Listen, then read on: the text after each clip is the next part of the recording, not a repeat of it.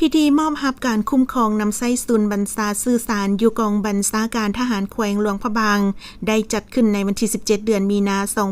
2025โดยการเข้าร่วมของสหายพลจัตวาวิเลียมวงศ์ทิสารหัวหน้าการทหารกองบัญชาการทหารแขวงหลวงพระบางมีองค์การ5ห้องแผนกเสนาธิการจากกรมสื่อสารกรมใหญ่เสนาธิการกองทัพและภาคส่วนที่เกี่ยวข้องเข้าร่วมภายหลังเคลื่อนไหวกวดกาที่ตั้งระบบการติดตั้งเครื่องจักรและแนะนำวิธีการคุ้มครองและนำไส้เครื่องจักรทันสมัยอยู่ศูนย์บัญชาสื่อสารสหายพันตรีท้องสาทองคำพาห้องหัวหน้าแผนกเสนากรมสื่อสารกรมใหญ่เสนาธิการกองทัพได้รายงานย่อแผนยุทธศาสตร์การพัฒนาระบบสื่อสารติดต่อของระบบสื่อสารทางด้านงบประมาณแม้นได้อนุมัติจากกระทรวงป้องกันประเทศเพื่อจัดซื้อจัดหาอุปกรณ์สื่อสารจากประเทศเพื่อนมิตรยุทธศาสตร์เพื่อประกอบให้บรรดากรมกองกำลังหลวงและกำลังท้องถิ่นในทั่วกองทัพแน่ใส่รับประกันเวียกงานเกี่ยมพร้อมสู่หบและสู่หบในเงื่อนไขสภาพการใหม่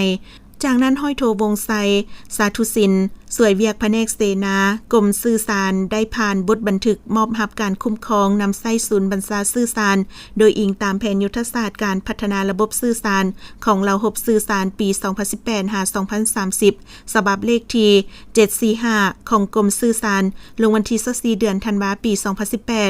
อิงตามการประกอบและติดตั้งอุปกรณ์สื่อสารให้ศูนย์บัญชาสื่อสารบรรดากองพลกองบัญชาการทหารแขวงและอิงตามพระบทบาทหน้าที่การเมืองของระบบสื่อสารในการชี้นำเวียกงานวิสาสพทั่วกองทัพเพื่อให้การคุ้มครองนำไส้ศูนย์บัญชาสื่อสารให้มีความรับประกันระบบการติดต่อสื่อสารระหว่างคันเทิงคันลุมและประสานสมทบบรรดากรมกองที่มีการพัวพันนำไส้ได้ยาวนานและนำไส้ถึกตามจุดประสงค์เป้าหมายของหน้าที่วิสาสพที่คันเทิงมอบหมายพร้อมทั้งแสดงถึงความรับผิดชอบต่อการนำไส้ศูนย์ดังกล่าว